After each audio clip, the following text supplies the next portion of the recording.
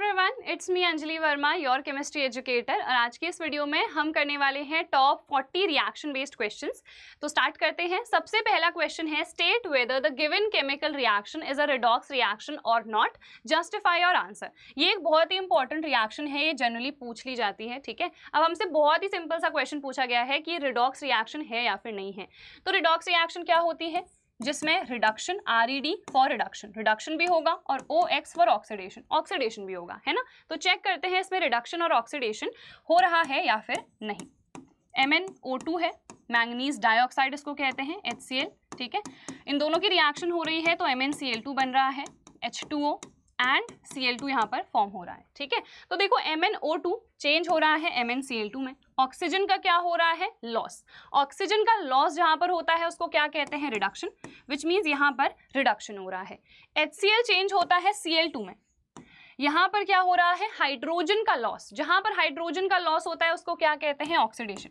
Oxidation और reduction दोनों की दो डेफिनेशंस हैं, आपको दोनों पता होनी चाहिए। ऑक्सीडेशन हम उसे भी कहते हैं जहां ऑक्सीजन का गेन होता है, उसे भी कहते हैं जहां पे हाइड्रोजन का लॉस होता है। ठीक है, उसके बाद रिडक्शन हम उसे भी कहते हैं जहां जो हाइड्रोजन है वो ऐड होती है, इसका एडिशन होता है, ये ऑक्सीजन का लॉस होता है। जैसे ऑक्सीजन का लॉस हुआ तो हमने कह दिया रिडक्शन, सेम हाइड्रोजन का लॉस हुआ तो हमने कह दिया ऑक्सीडेशन। विच मीन्स इस रिएक्शन में ऑक्सीडेशन भी हो रहा है, रिडक्शन भी हो रहा है। Yes, it is a redox reaction. Justify भी करना था तो जस्टिफाई कैसे करोगे? इस तरीके से ही करोगे, that MnO2 is getting reduced to MnCl2 and HCl is getting oxidised to Cl2। तो यहाँ पर दोनों हो रहे हैं ना, ऑक्सीडेशन भी एंड रिडक्शन भी, hence this is a redox reaction. Simple. Next question, 1 gram of copper powder was taken in a china dish and heated. What change takes place on heating? देखो कॉपर पाउडर हमने लिया, इसको heat करा।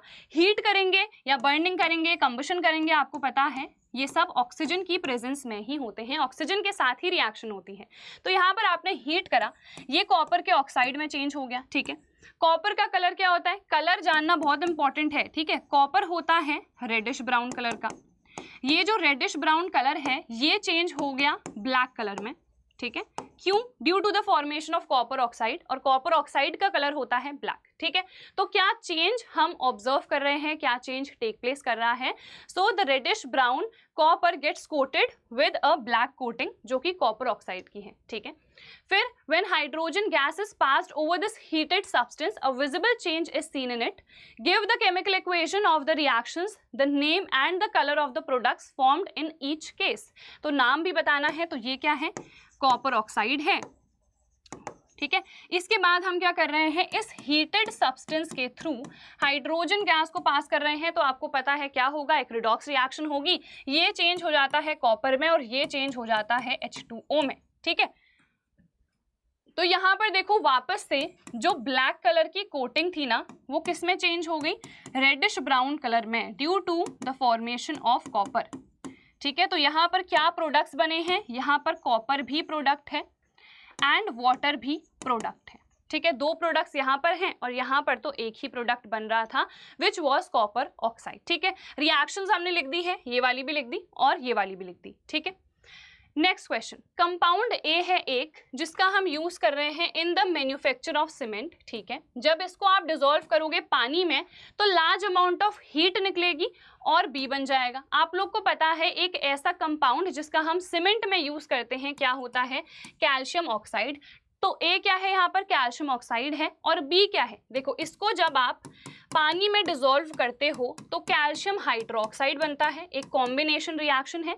इसके साथ साथ बहुत ज़्यादा अमाउंट में हीट भी इवॉल्व होती है जिसकी वजह से इसको हम एक्सोथर्मिक रिएक्शन भी कहते हैं। ठीक है, तो हमारे पास बी क्या है? बी है स्लेक्ड लाइम या फिर जिसको हम कहते हैं कैल्शियम हाइड्रोक्साइड। CaO को क्या कहते हैं? कैल्शियम ऑक्साइड तो कहते ही हैं, इसके अलावा क्विक लाइम भी कहते हैं। ठीक है, फिर केमिकल इक्वेशन तो हमने लिख दी है already. List 2 types of reaction in which this reaction में बी क्लासिफाइड। अभी हमने डिस्कस करा था कॉम्बिनेशन है क्योंकि दो रिएक्टेंट्स एक प्रोडक्ट बना रहे हैं, और एक्सोथर्मिक है क्योंकि यहाँ पर हीट इवॉल्व हो रही है। ठीक है, चलो नेक्स्ट क्वेश्चन कर लेते हैं जल्दी से। Mention with reason the colour changes observed when. ठीक है, कलर चेंजेस हमें यहाँ पर बताने हैं जब सिल्वर क्लोराइड एक्सपोज हो रहा है सनलाइट में।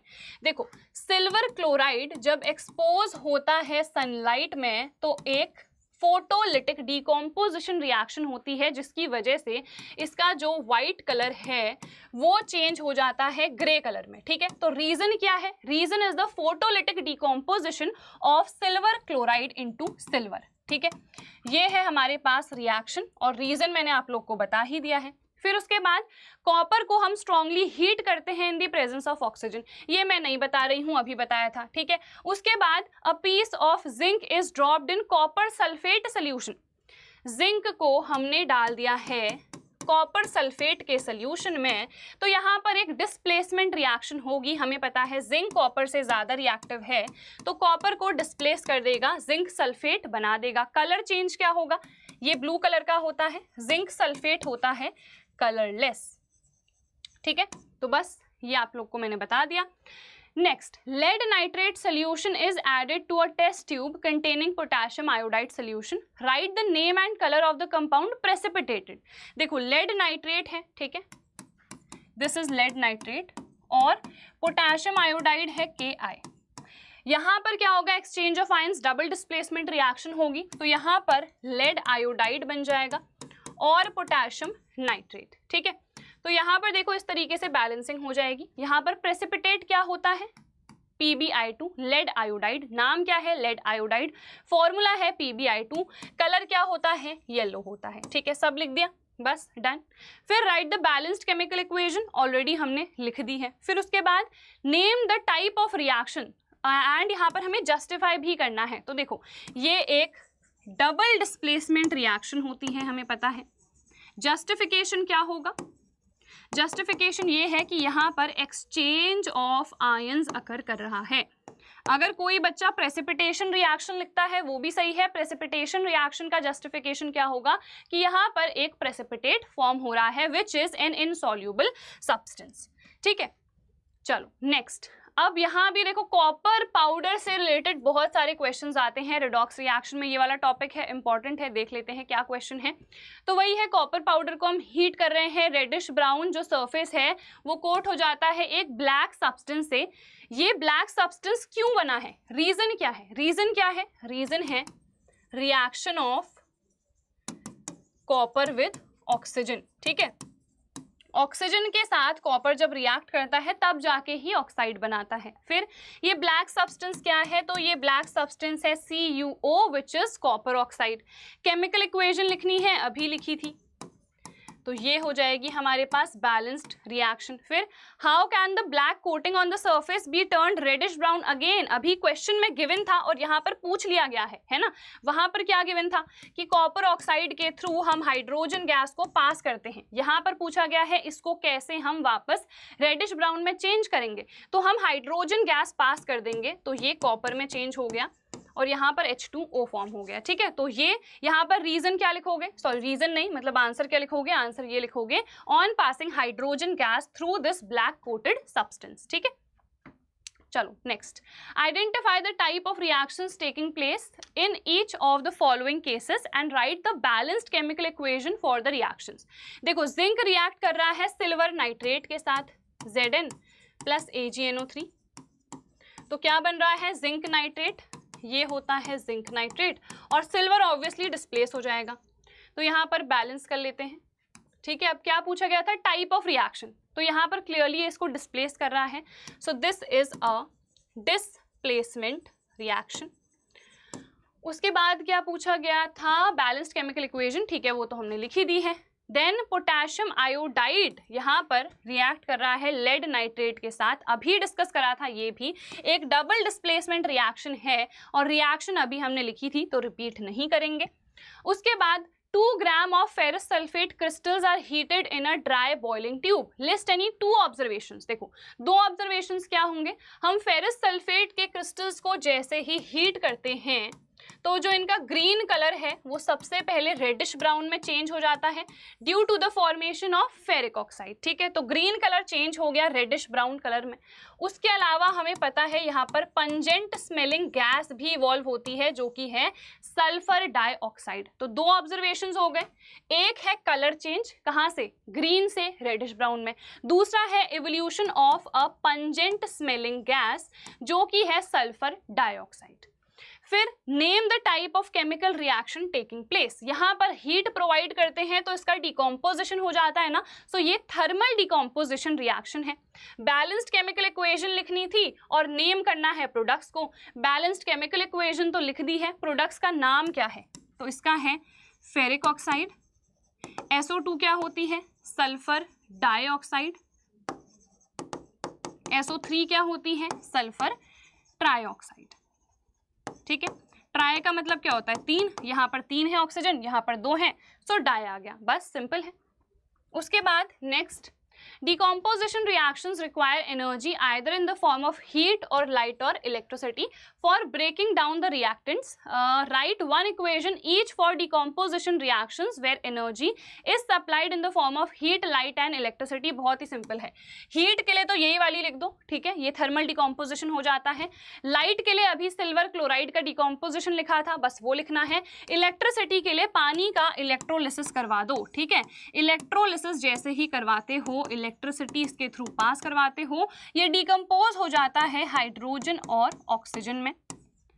इस तरीके से हम इसकी बैलेंसिंग कर देते हैं, ठीक है। बहुत ही सिंपल टाइप के क्वेश्चंस हैं, अच्छे से देख लो। उसके बाद we are taking 3 gram of barium hydroxide in a test tube, ठीक है। तो यहाँ पर देखो हमने बेरियम हाइड्रोक्साइड ले लिया है, इसमें क्या एडअप कर रहे हैं, ammonium chloride NH4Cl, then we are mixing it, ठीक है।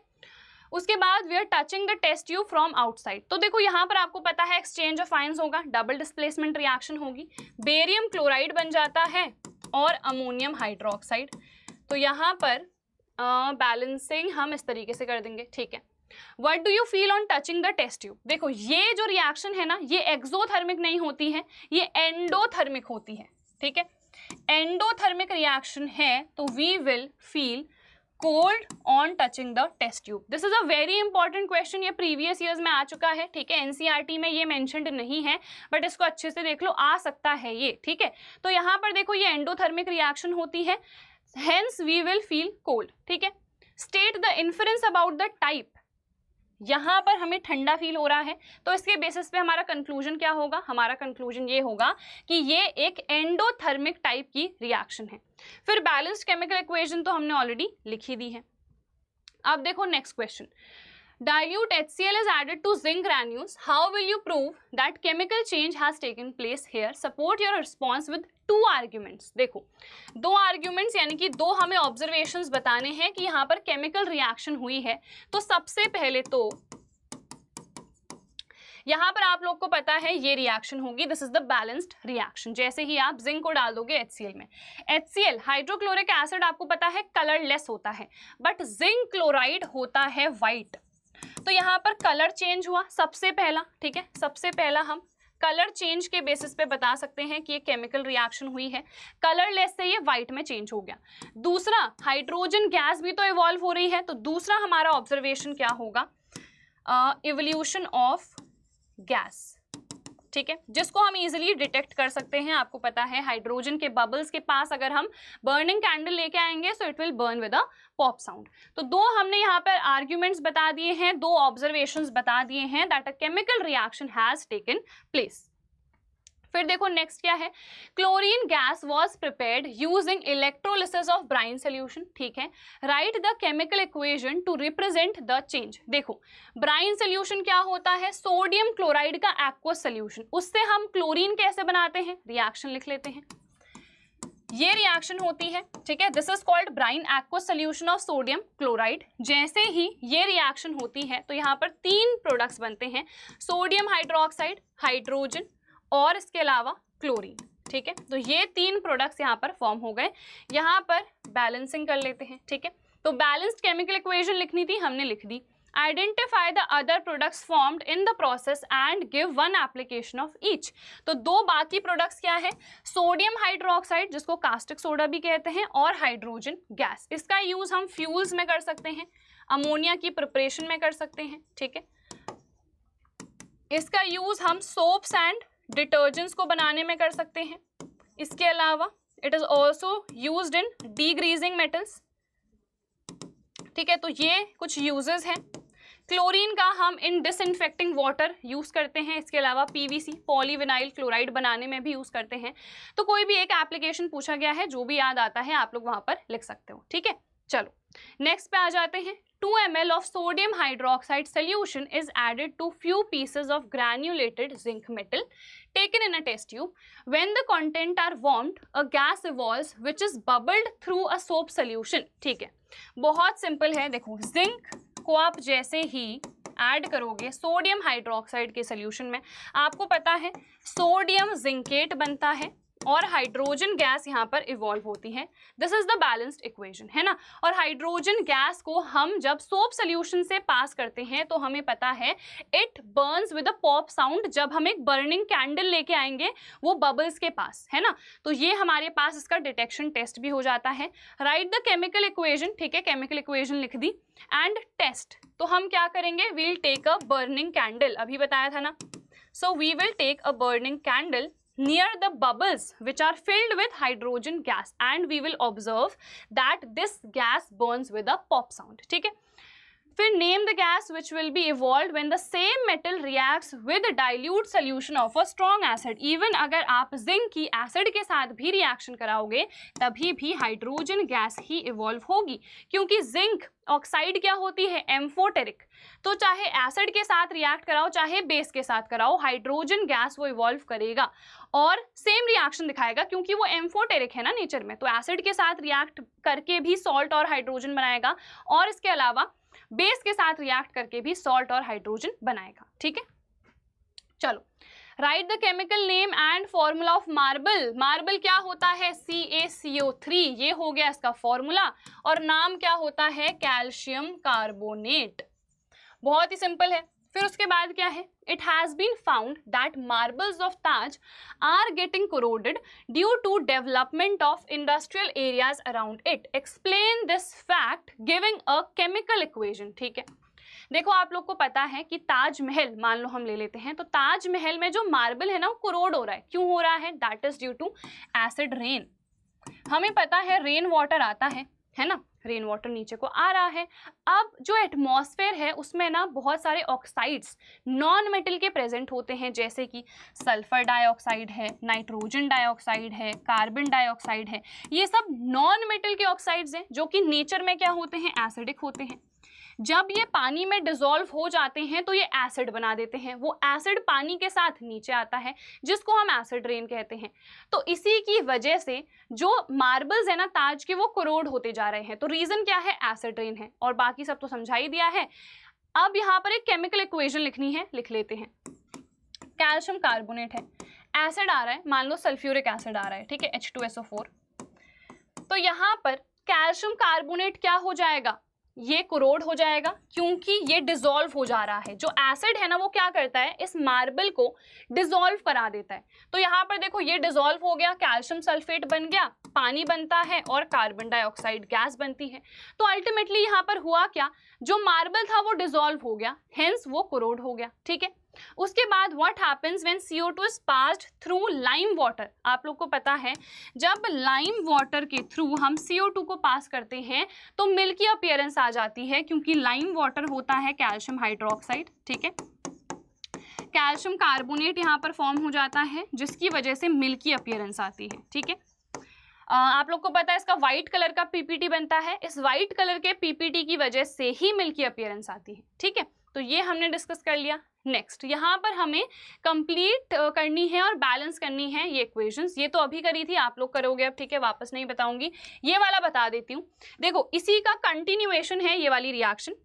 क्या होता है, जब आप CO2 को पास करते हो थ्रू लाइम वाटर तो मिल्की अपीयरेंस आती है, बट जब आप एक्सेस में पास कर देते हो ना कार्बन डाइऑक्साइड गैस को, तो वो जो मिल्की अपीयरेंस है वो डिसअपियर हो जाती है, क्योंकि यहाँ पर कैल्शियम हाइड्रोजन कार्बोनेट फॉर्म हो जाता है and this is the balancing, already done है सारी बैलेंसिंग, ठीक है।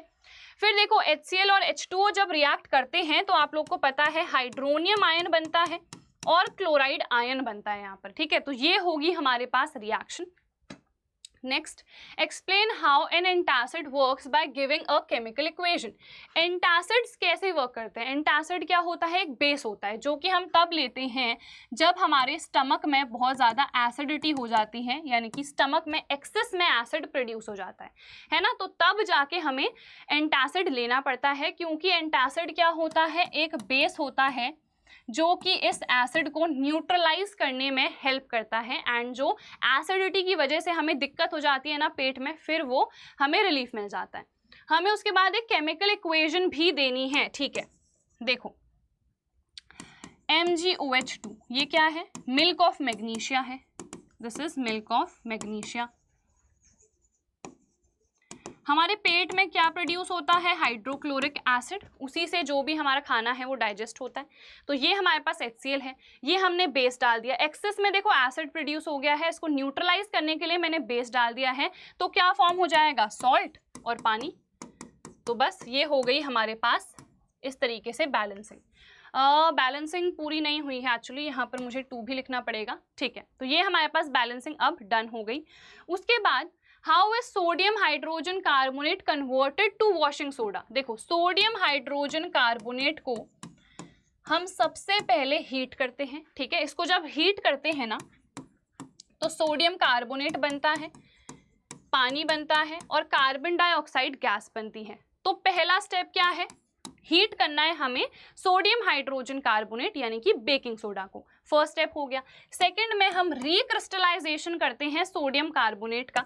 रिक्रिस्टलाइजेशन कर रहे हैं मतलब ये एनहाइड्रस सॉल्ट है, ये जैसे ही मॉइस्चर या फिर पानी को एब्जॉर्ब करता है ये कन्वर्ट हो जाता है वॉशिंग सोडा में। ये हमारे पास वॉशिंग सोडा का फॉर्मूला है, ठीक है। तो इस तरीके से आपको लिखना है। Next, right the chemical formula of bleaching powder. Bleaching powder होता है CaOCl2 जिसको हम कैल्शियम ऑक्सीक्लोराइड कहते हैं। How is bleaching powder prepared? कैसे प्रिपेयर होता है? On passing chlorine gas through slaked lime, ठीक है। स्लेक्ड लाइम के थ्रू जैसे ही क्लोरीन आप पास करते हो तो कैल्शियम ऑक्सीक्लोराइड बन जाता है और पानी बनता है H2O, ठीक है। तो ये है हमारे पास reaction. For what purpose is it used in drinking water? It is used for sterilising drinking water. Sterilising का मतलब है टू रिमूव द जर्म्स, ठीक है। डिसइंफेक्टेंट के तौर पे ये यूज किया जाता है कि जो भी जर्म्स हैं, जो भी इन्फेक्टेंट्स हैं वो सब रिमूव हो जाएं, ठीक है। तो ये हो गया इसका purpose. Next, the pH of a salt used to make tasty and crispy pakoras is 14. Identify the salt and write a chemical equation. आप लोग को पता है ये क्या होता है? ये है NaHCO3 which is baking soda, है ना। बेकिंग सोडा का ही यूज करते हैं टेस्टी और क्रिस्पी पकोड़े बनाने के लिए।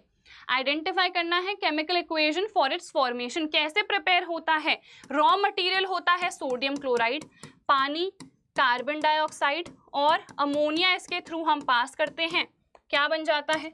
अमोनियम क्लोराइड और सोडियम हाइड्रोजन कार्बोनेट जो कि है बेकिंग सोडा, ठीक है। 2 यूजेस बताने हैं, एक तो पहले लिखा था क्रिस्पी पकोड़े बनाने के लिए। फिर देखो ये एक माइल्ड बेस होता है, माइल्ड का मतलब बहुत ज़्यादा स्ट्रॉन्ग नहीं, थोड़ा सा वीक बेस। तो वीक बेस है जिसकी वजह से हम इसे एज एन एंटासिड भी यूज़ करते हैं। इसके अलावा हम बेकिंग पाउडर बनाने में भी इसका इस्तेमाल करते हैं। बेकिंग पाउडर में बेकिंग सोडा होता है, इसके साथ साथ टार्टरिक एसिड भी होता है। इसके अलावा हम इसको सोडा एसिड फायर एक्सटिंग्विशर्स में भी यूज़ करते हैं। तो ये हो गए यूजेस, जो भी 2 याद आते हैं वहाँ पर आप लिख सकते हो, ठीक है। What happens when nitric acid is added to eggshells? Eggshells क्या होती हैं? कैल्शियम कार्बोनेट ही होती हैं, ठीक है। तो कैल्शियम कार्बोनेट में जब आप नाइट्रिक एसिड ऐड कर दोगे तो क्या होगा? एक्सचेंज ऑफ आयंस होगा। कैल्शियम चला जाएगा नाइट्रेट के साथ तो कैल्शियम नाइट्रेट बन जाएगा। फिर आपको पता है कार्बोनेट है जिसकी वजह से पानी और कार्बन डाइऑक्साइड यहाँ पर फॉर्म होगी। अब एक बार जल्दी से बैलेंसिंग देख लेते हैं। यहाँ पर 2 आना चाहिए, ठीक है, और तो बैलेंस्ड है, ठीक है। सो व्हाट हैपेंस, आप क्या लिखोगे, व्हेन एगशेल्स यानी कि calcium carbonate is treated with nitric acid, a gas evolves with brisk effervescence, जो कि कौन सी गैस है, कार्बन डाइऑक्साइड है। और आपको पता है इसका डिटेक्शन तो खैर दूसरा है, जब आप इसको पास करोगे थ्रू कैल्शियम हाइड्रोक्साइड, बट इसका जो मेन एक क्या कहेंगे हम, डिटेक्शन टेस्ट नहीं, मतलब एक ऑब्जर्वेशन कि अगर ये इवॉल्व हो रही है तो क्या ऑब्जर्वेशन होगा, तो वो ऑब्जर्वेशन होता है that it comes out with brisk effervescence, ठीक है। स्पेलिंग लिख लेते हैं, ब्रिस्क एफर्वेसेंस, ठीक है। So this is the spelling. चलो नेक्स्ट क्वेश्चन देख लेते हैं जल्दी से। With the help of an example, explain what happens when a base reacts with a non-metallic oxide. ठीक है, देखो बेस सोडियम हाइड्रोक्साइड ले लेती हूँ, रिएक्ट कर रहा है नॉन मेटालिक ऑक्साइड के साथ, जैसे कि कार्बन डाइऑक्साइड ले सकते हैं। नॉन मेटालिक ऑक्साइड क्या होती है, अभी बताया था एसिडिक, तो एसिड रिएक्ट कर रहा है बेस के साथ, क्या बनेगा, सॉल्ट और पानी। तो ये रहा सॉल्ट और ये रहा पानी, ठीक है। इसको बैलेंस कर लेते हैं, यहाँ पर बस 2 आ जाएगा, this will be the balancing. What do you infer about the nature of non-metal oxide? तो because यहाँ पर एक न्यूट्रलाइजेशन रिएक्शन हो रही है, when this non-metallic oxide is reacted with a base, it forms salt and water. तो neutralisation reaction हो गई, which means इसका नेचर क्या होगा, एसिडिक होगा। वैसे ही मेटल की ऑक्साइड का नेचर क्या होता है, बेसिक होता है, ठीक है। चलो, reverse of the following chemical reaction is not possible, justify this statement with reason। देखो ये रिएक्शन तो होगी जब जिंक को आप डाल दोगे कॉपर सल्फेट में, बट जब आप कॉपर को डालोगे जिंक सल्फेट में तो ये रिएक्शन नहीं होगी। क्यों नहीं होगी, बहुत सिंपल है, because copper is less reactive than zinc, तो वो जिंक को डिस्प्लेस नहीं कर पाएगा। बस इतना सा ही रीजन आपको लिखना है, 1 नंबर 2 नंबर आपको यहाँ पर मिल जाएंगे। Why does calcium start floating when it reacts with water? ठीक है, देखो कैल्शियम को आप जब कोल्ड वाटर के साथ रिएक्ट कराते हो ना, तो कैल्शियम हाइड्रोक्साइड बन जाता है और हाइड्रोजन गैस इवॉल्व होती है। ये जो हाइड्रोजन गैस इवॉल्व होती है ना, इसके जो बबल्स होते हैं, they stick to the surface of calcium, ये चिपक जाते हैं कैल्शियम के सरफेस के साथ, जिसकी वजह से हाइड्रोजन गैस तो बहुत हल्की है ना, तो फ्लोट करेगी, तो हाइड्रोजन के साथ साथ जो उसके बबल्स थे, कैल्शियम चिपक गया है तो ऊपर जाएगा, वो भी फ्लोट करने लगेगा। So what is the reason that the bubbles of hydrogen gas stick to the surface of calcium and hence calcium also starts floating, क्योंकि ये बहुत ही लाइट होता है, ये फ्लोट करने लगता है ना हाइड्रोजन गैस, तो जिसकी वजह से कैल्शियम भी क्या करने लगता है, फ्लोट करने लगता है। समझ में आ गया। फिर बैलेंस्ड केमिकल इक्वेशन तो हमने लिखी दी है। नेक्स्ट क्वेश्चन देख लेते हैं, what would happen if zinc pieces are placed in blue copper sulphate solution. अभी देखा था है ना, ये रिएक्शन यहीं पर लिखी हुई है, ये रिएक्शन होगी तो यहाँ पर जो ब्लू कलर था वो चेंज हो जाएगा कलरलेस में due to the formation of zinc sulphate. फिर कॉपर पीसेस को डाल रहे हैं ग्रीन फेरस सल्फेट सोल्यूशन में, यहाँ पर कोई चेंज नहीं होगा, कोई रिएक्शन नहीं होगी। क्यों नहीं होगी, क्योंकि कॉपर होता है लेस रिएक्टिव आयरन से, आयरन को वो डिस्प्लेस नहीं कर पाएगा। आयरन नेल को फिर आप डाल रहे हो कॉपर सल्फेट सोल्यूशन में, यहाँ पर आपको पता है कलर चेंज होगा क्योंकि आयरन कॉपर से ज्यादा रिएक्टिव है। जो ब्लू कलर है वो चेंज हो जाएगा ग्रीन कलर में, ठीक है, पेल ग्रीन कलर हमें यहाँ पर देखने को मिलता है due to the formation of ferrous sulphate. Complete and balance the following chemical equations. देखो एल्यूमिनियम ऑक्साइड है, ये एम्फोटेरिक होता है, एसिड के साथ रिएक्ट कर रहा है विच मीन्स अपना बेसिक नेचर दिखाएगा, तो क्या बनेगा, सॉल्ट और पानी। सॉल्ट कौन सा बनता है यहाँ पर, एल्यूमिनियम क्लोराइड और पानी, ठीक है। तो यहाँ पर बैलेंसिंग अगर हम देखें 2 एल्यूमिनियम आ जाएगा, 6 क्लोरीन एंड 3, ठीक है। तो ये हो गई हमारे पास बैलेंसिंग। यहाँ पर देखो पोटेशियम ऑक्साइड है, ये हमारे पास पानी में जब डिसॉल्व होता है ना तो एल्कली बनाता है विच मीन्स यहाँ पर KOH बनाएगा and this will be the balancing, ठीक है। आयरन जो है वो स्टीम के साथ रिएक्ट करता है तो यहाँ पर क्या फॉर्म हो जाएगा, यहाँ पर फेरस फेरिक ऑक्साइड बनता है Fe3O4 और हाइड्रोजन गैस यहाँ पर इवॉल्व होती है, ठीक है। तो इस तरीके से हम यहाँ पर ये लिख देंगे, ये हमारे पास हो गया। फिर An ore on treatment with dilute hydrochloric acid produces brisk effervescence. एक ऐसा ore जो कि brisk effervescence produce करेगा, यानी कि कार्बन डाइऑक्साइड को इवॉल्व कराएगा, क्या होगा? ऑब्वियसली कार्बोनेट ore होगा, ठीक है। Name the type of ore with one example, तो कौन सा टाइप है ये? कार्बोनेट ore है। और एग्जाम्पल तो जिंक कार्बोनेट ले लेते हैं। What steps will be required to obtain metal from the enriched ore? देखो enrichment हो चुका है, जो भी impurities हैं, गैंग है, वो रिमूव हो चुके हैं। अब इससे हम कैसे मेटल ऑब्टेन कर सकते हैं? तो बहुत सिंपल है, कार्बोनेट ओर के लिए कैल्सिनेशन होता है। C for carbonate, C for calcination. Calcination का मतलब होता है heating the carbonate ore in the absence of air, ठीक है, यहाँ पर एयर प्रेजेंट नहीं होती है। जिंक ऑक्साइड और कार्बन डाइऑक्साइड प्रोड्यूस हो जाएंगे। तो यहाँ पर कैल्सिनेशन में क्या हुआ? हीट करा इन द एब्सेंस ऑफ एयर या फिर in the presence of limited air, carbonate change हो गया ऑक्साइड में। सेकंड हमारे पास स्टेप होता है रिडक्शन का। यहाँ पर हम रिडक्शन करते हैं, ये ऑक्साइड को हम रिड्यूस कर देते हैं मेटल में, ठीक है। तो सेकंड स्टेप ये हो गया, यहाँ पर हमको जो मेटल है वो ऑब्टेन हो चुका है, ठीक है। Also write the chemical equations, chemical equations तो हमने ऑलरेडी लिख दी हैं। फिर next, write balanced chemical equations to explain what happens when mercuric oxide is heated. बहुत ही सिंपल है, मर्क्यूरिक ऑक्साइड क्या होता है? HgO। इसको जब आप हीट करोगे ना तो आपको मरकरी मिलेगा और ऑक्सीजन, ठीक है। तो बस हो गया, बैलेंस कर लेते हैं इस तरीके से, ठीक है। एक्सप्लेन क्या करेंगे? तो एक्सप्लेनेशन बस सिंपल है, that this mercuric oxide it gets converted into mercury, तो हमें यहाँ पर मरकरी मिल जाता है। Mixture of cuprous oxide and cuprous sulphide are heated, ठीक है। इनको हीट करते हैं तो हमें कॉपर मिल जाता है डायरेक्टली, और यहाँ पर सल्फर डाइऑक्साइड प्रोड्यूस होता है। तो यहाँ पर देखो बैलेंसिंग क्या करेंगे, 2 ऑक्सीजन आ जाएंगे, 6 टोटल कॉपर हो गए, ठीक है। एल्यूमिनियम को हम रिएक्ट करते हैं मैंगनीज डाइऑक्साइड के साथ, तो एल्यूमिनियम मैंगनीज से ज़्यादा रिएक्टिव होता है। क्या करता है ये? मैंगनीज को डिस्प्लेस कर देता है, खुद यहाँ पर ऑक्साइड बना देता है, तो ये रिएक्शन होती है यहाँ पर, ठीक है। बैलेंसिंग इसकी चेक कर लेते हैं, यहाँ पर 2 लिखेंगे, यहाँ पर 3 लिखेंगे, 3 मैग्नीशियम हो गए और 4 यहाँ पर एल्यूमिनियम हो गए, ठीक है। तो यहाँ पर आप ये ऑब्जर्व करोगे कि बहुत ज़्यादा अमाउंट में हीट यहाँ पर इवॉल्व होगी, तो ये एक थर्माइट रिएक्शन है ना, आपको पता है इस रिएक्शन को हम थर्माइट रिएक्शन कहते हैं।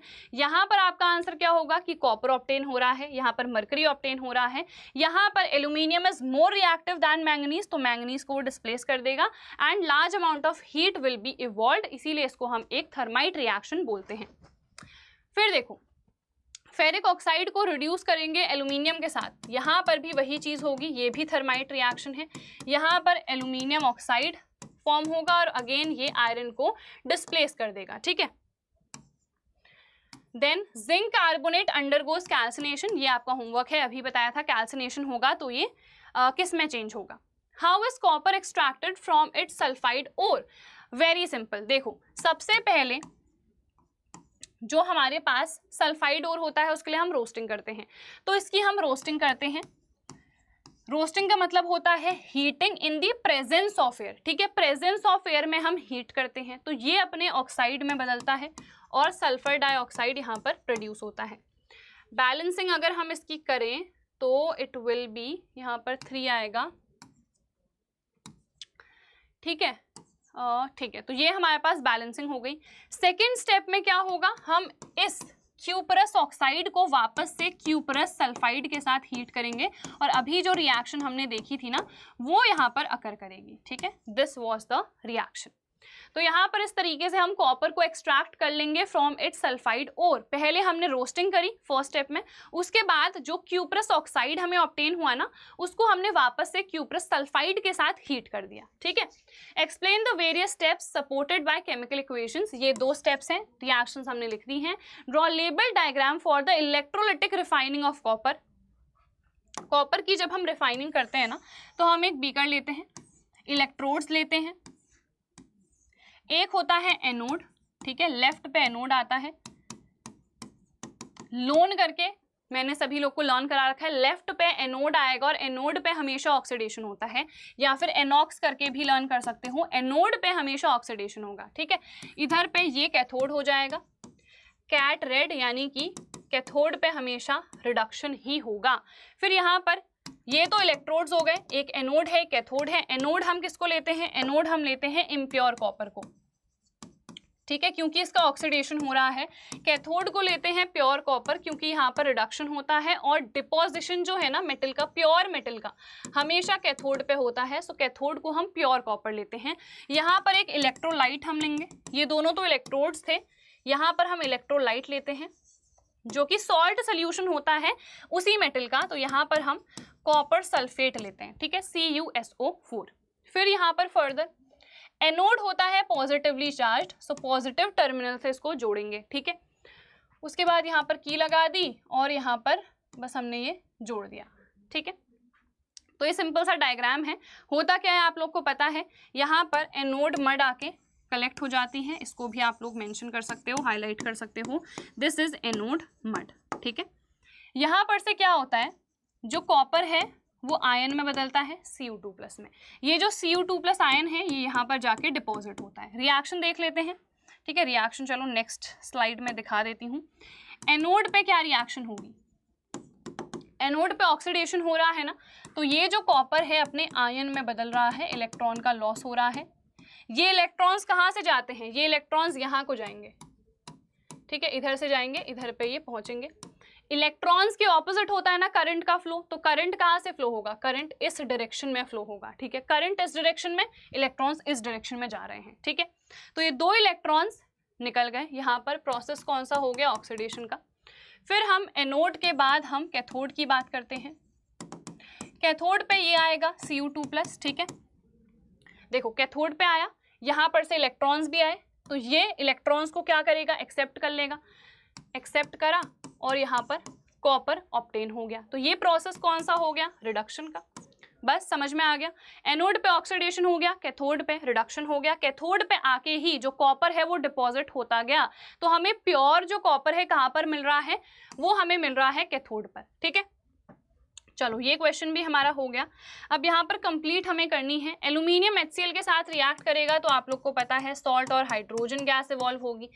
तो यहाँ पर ये रिएक्शन हो गई एंड इट विल बी, यहाँ पर 3 आ जाएगा, ठीक है, और 2 एल्यूमिनियम हो गए हैं, सो यहाँ पर 2। मैग्नीशियम को अगर हम HNO3 के साथ रिएक्ट करेंगे तो हम लोग को पता है मैग्नीशियम नाइट्रेट फॉर्म होता है और हाइड्रोजन गैस इवॉल्व हो जाती है, क्योंकि मैग्नीशियम और मैंगनीज एक्सेप्शनल केस होते हैं जो HNO3 के साथ रिएक्ट करके हाइड्रोजन गैस देते हैं। अदरवाइज कोई और मेटल होता तो वो HNO3 के साथ हाइड्रोजन गैस नहीं देता, ठीक है। तो यहाँ पर तो दे देगा, तो ये बैलेंसिंग हो जाएगी। The given reaction shows one of the processes to extract the metals like iron and manganese, ठीक हो गया। Give reason why the above reaction is known as the thermite reaction। अभी बताया था ना इस रिएक्शन को थर्माइट रिएक्शन क्यों कहते हैं, बिकॉज यहाँ पर लार्ज अमाउंट में हीट निकलती है। थर्मल वर्ड किसके लिए आता है, हीट एनर्जी के लिए। तो इस रिएक्शन में बहुत ज़्यादा अमाउंट में हीट इवॉल्व होती है, जिसकी वजह से इसको हम थर्माइट रिएक्शन कहते हैं, ठीक है। उसके बाद identify the substance oxidised and reduced. देखो यहाँ पर क्लियरली मुझे दिख रहा है ऑक्सीजन का लॉस हो रहा है, विच मीन्स रिडक्शन हो रहा है। यहाँ पर ऑक्सीजन का गेन हो रहा है तो ऑक्सीडेशन हो रहा है, ठीक है। तो एल्यूमिनियम ऑक्सीडाइज हो रहा है, मैंगनीज डाइऑक्साइड रिड्यूस हो रहा है, ठीक है।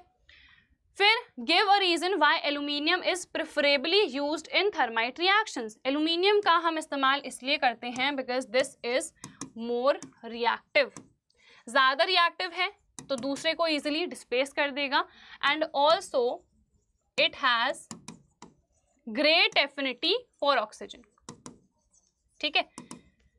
ऑक्सीजन से ना इसे बहुत ज़्यादा प्यार है, लगाव है, तो हमेशा क्या ट्राई करता है, ऑक्सीजन के पास मतलब ऑक्सीजन के पास रहने का ट्राई करता है और ऑक्सीजन को ना अपनी ओर खींचता है, बहुत ज़्यादा अट्रैक्ट करता है, ठीक है। तो इसीलिए ऑक्सीजन को अट्रैक्ट करके हमेशा एल्यूमिनियम ऑक्साइड में चेंज हो जाता है। समझ में आ गया सभी लोग को? तो बस ये रीज़न आप लोग को लिखना है। फिर अब यहाँ पर 4th चैप्टर के जो क्वेश्चंस हैं वो स्टार्ट हो चुके हैं, तो जल्दी जल्दी से कंप्लीट कर लेते हैं। Above reaction is an example of, देखो मीथेन है, मीथेन क्या होता है, एल्केन। एल्केन की रिएक्शन जब आप क्लोरीन के साथ करा दो, ब्रोमीन के साथ करा दो, तो आपको पता है ये हाइड्रोजन को सब्स्टिट्यूट कर लेते हैं, उसकी जगह ले लेते हैं। तो ये रिएक्शन ऑब्वियसली एक सब्स्टिट्यूशन रिएक्शन होगी। इन रिएक्शंस को डिस्प्लेसमेंट रिएक्शन नहीं कहते हैं, क्योंकि यहाँ पर रिएक्टिविटी से हम मतलब रिएक्टिविटी का यहाँ पर खेल नहीं है। जहाँ पर भी मेन रिएक्टिविटी वाला कॉन्सेप्ट लगता है उसको डिस्प्लेसमेंट कहते हैं। यहाँ पर क्लोरीन सिंपली सब्स्टिट्यूट करता है, जगह लेता है हाइड्रोजन की, इसीलिए इसको हम सब्स्टिट्यूशन रिएक्शन कहते हैं, डिस्प्लेसमेंट नहीं कहते हैं। ठीक है, एडिशन आपको पता है, जहां पर एल्कीन या फिर एल्काइन होगा, हाइड्रोजन ऐड होगा तो वो चेंज हो जाता है एक एल्केन में, उसको हम क्या कहते हैं, एडिशन। तो यहाँ पर ऐसा तो कुछ हुआ नहीं, वो तो ऑलरेडी एल्केन था। डबल डिस्प्लेसमेंट हो नहीं रहा है क्योंकि एक्सचेंज ऑफ आयंस यहाँ पर अकर नहीं करेगा। वैसे भी हमें पता है यहाँ पर आयंस तो होते नहीं हैं, ये सब कोवैलेंट कंपाउंड्स हैं। ठीक है, उसके बाद write the name and general formula of a chain of hydrocarbons in which an addition reaction with hydrogen can take place. ठीक है, जनरल फॉर्मूला लिखना है ना, और हमें नाम भी लिखना है। तो हमें पता है एल्कीन्स एडिशन रिएक्शन देते हैं, जनरल फॉर्मूला क्या होता है, CnH2n। ठीक है, उसके बाद stating the essential condition required for an addition reaction to occur, write the chemical equation giving the name of the reactant and product of such a reaction.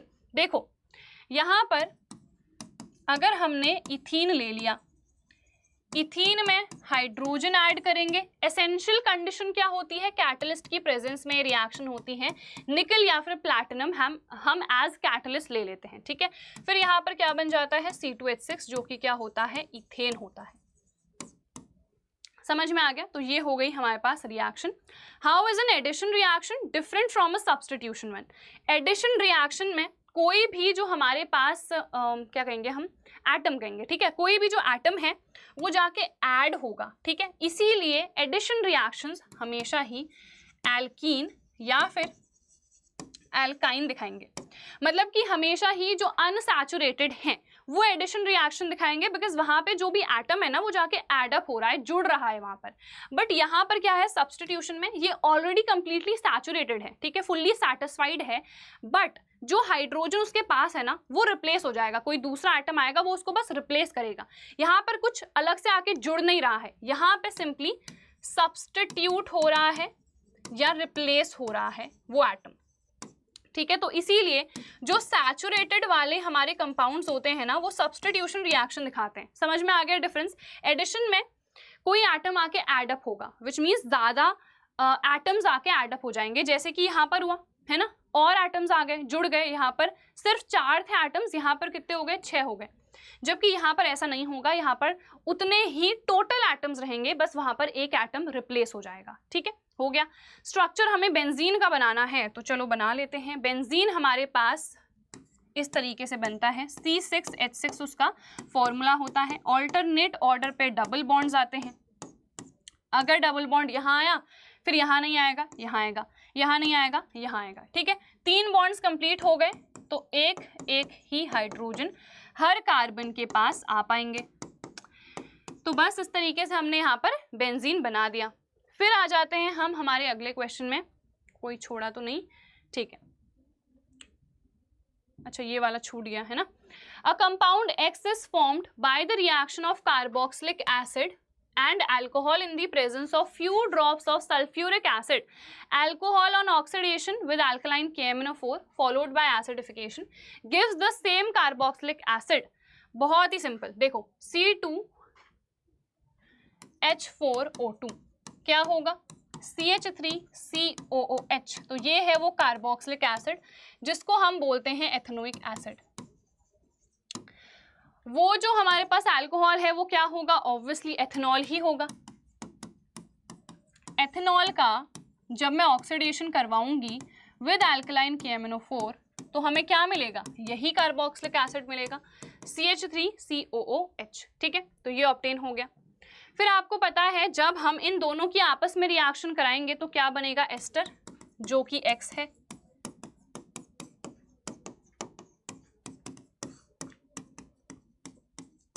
CH3COO C2H5,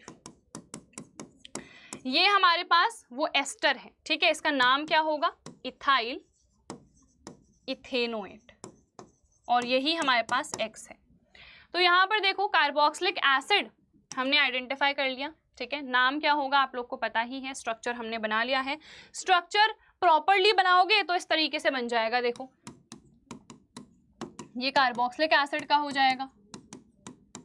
फिर alcohol का बनाओगे तो इस तरीके से बनेगा। फिर हम आ जाते हैं एस्टर पे।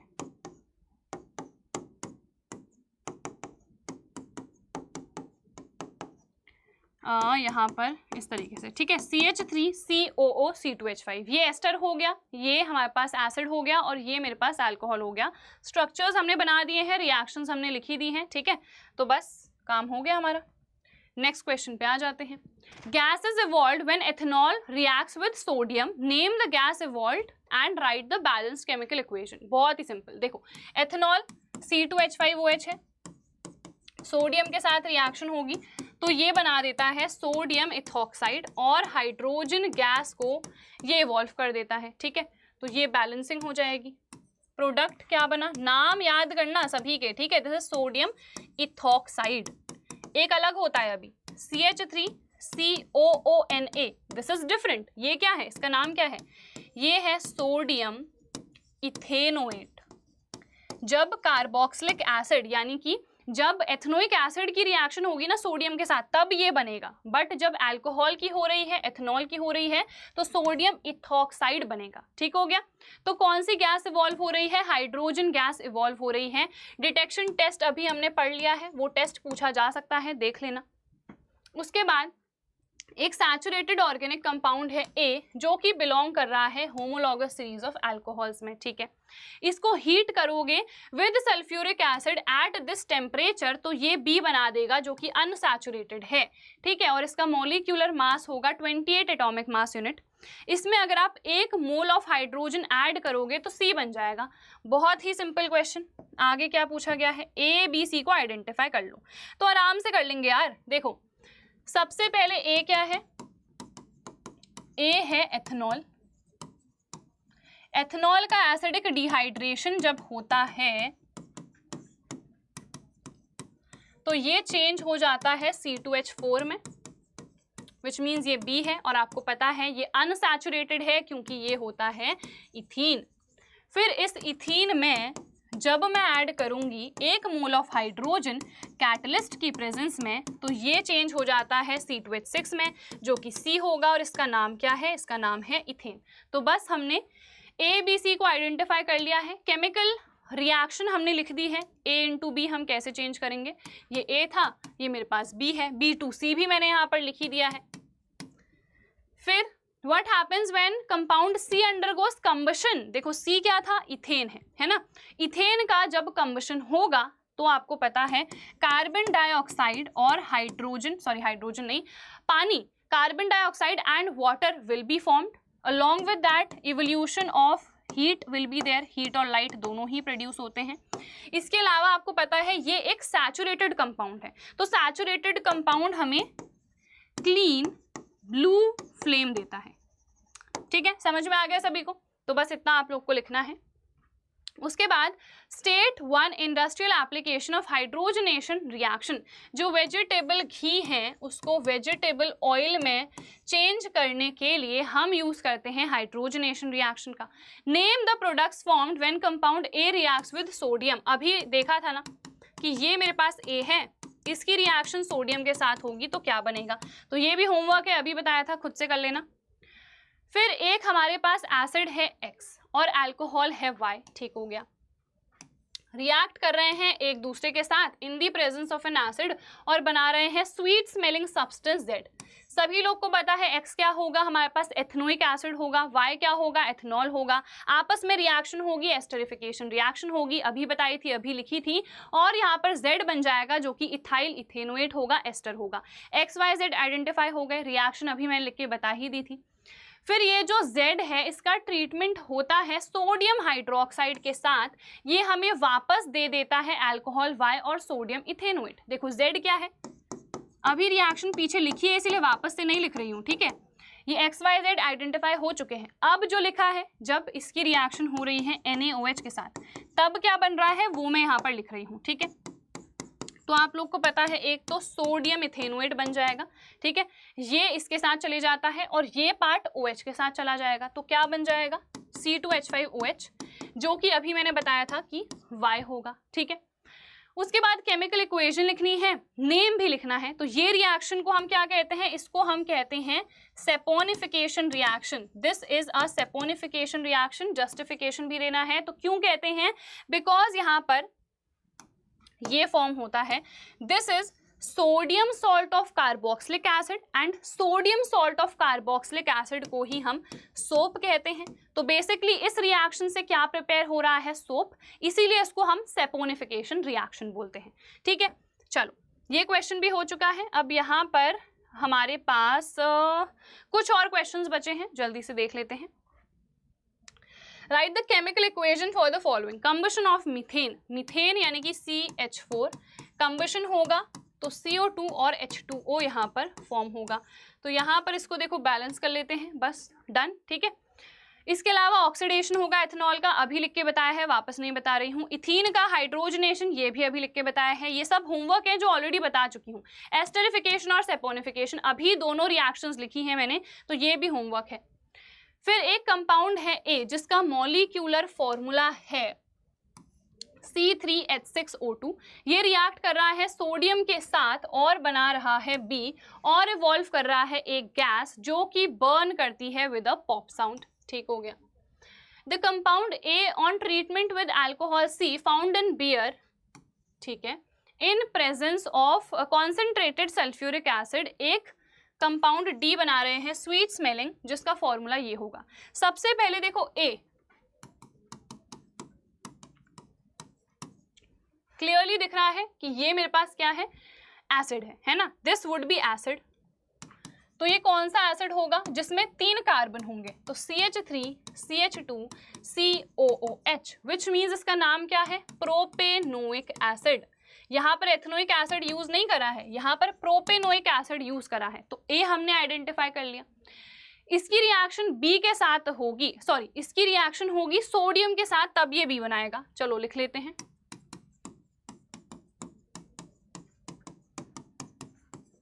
तो यहाँ पर देखो क्या बनेगा, COONA और हाइड्रोजन गैस इवॉल्व हो जाएगी, ये हो जाएगी बैलेंसिंग। तो यहाँ पर देखो प्रोपेनोइक एसिड था ना, तो ये क्या बनेगा, ये बनेगा सोडियम प्रोपेनोएट, ठीक है। ये क्या है, बी है, अभी बोला उन्होंने, तो ये हमने लिख दिया। ए ये था, ठीक है, ए वाज दिस, रिएक्शन हुई सोडियम के साथ, बी बना दिया, बी है सोडियम प्रोपेनोएट, ठीक हो गया। और एक गैस इवॉल्व हो रही है और वो गैस है हाइड्रोजन, जो कि पॉप साउंड के साथ बर्न करती है। ये जो कंपाउंड ए है ये सी अल्कोहल के साथ रिएक्ट करेगा, तो ये सी अल्कोहल क्या होगा, ये सी अल्कोहल होगा C2H5OH। अब ये मुझे कैसे पता चला, क्योंकि अल्टीमेटली जो एस्टर बनना है ना, देखो ये है डी एस्टर, इसमें 5 कार्बन है, 5 कार्बन तभी हो पाएंगे जब इसमें 3 ऑलरेडी है और यहाँ पर सिर्फ 2 हो, है ना। तो यहाँ पर C होगा ethanol, CH3 CH2 COO C2H5 plus H2O, ये हो गया D। इसका नाम क्या होगा, इथाइल प्रोपेनोएट, ठीक है, इथाइल प्रोपेनोएट इसका नाम होगा। जैसे ये सोडियम प्रोपेनोएट था वैसे ये इथाइल प्रोपेनोएट हो गया, तो डी भी आइडेंटिफाई कर लिया। On addition of NaOH to A, A क्या था देखो, CH3 CH2 COOH, यहां पर क्या ऐड कर दूंगी, सोडियम हाइड्रोक्साइड। तो देखो क्या होगा, आप लोग को पता है यहाँ पर एक्सचेंज होता है, फिर से बेसिकली न्यूट्रलाइजेशन रिएक्शन ही है, क्योंकि ये एसिड है, ये बेस है, तो सॉल्ट बनेगा, ये सॉल्ट है और ये मेरे पास H2O पानी हो गया। तो देखो वापस से क्या मिल गया, B मिल गया ना। देखो ये हमारे पास B था, B हमें यहाँ पर रीऑब्टेन हो चुका है, ठीक हो गया। उसके बाद D की रिएक्शन जब हम करेंगे NaOH के साथ, ठीक है, D क्या है देखो, D ये है, इसकी रिएक्शन कर दो OOC2H5, है ना, इसकी रिएक्शन कर दो NaOH के साथ CH3 CH2 COONA plus C2H5OH। तो यहाँ पर देखो क्या रीऑब्टेन हुआ है, बी, और इसके अलावा ये क्या था हमारे पास, ये सी था। तो बी और सी हमें क्या हो गया, रीऑब्टेन हो गया। ठीक है, ये रिएक्शन भी देख ली हमने लिख के, ए बी सी डी सब आइडेंटिफाई कर लिए, सारी रिएक्शंस लिख डाली है हमने, तो बस हमारा तो क्वेश्चन हो गया।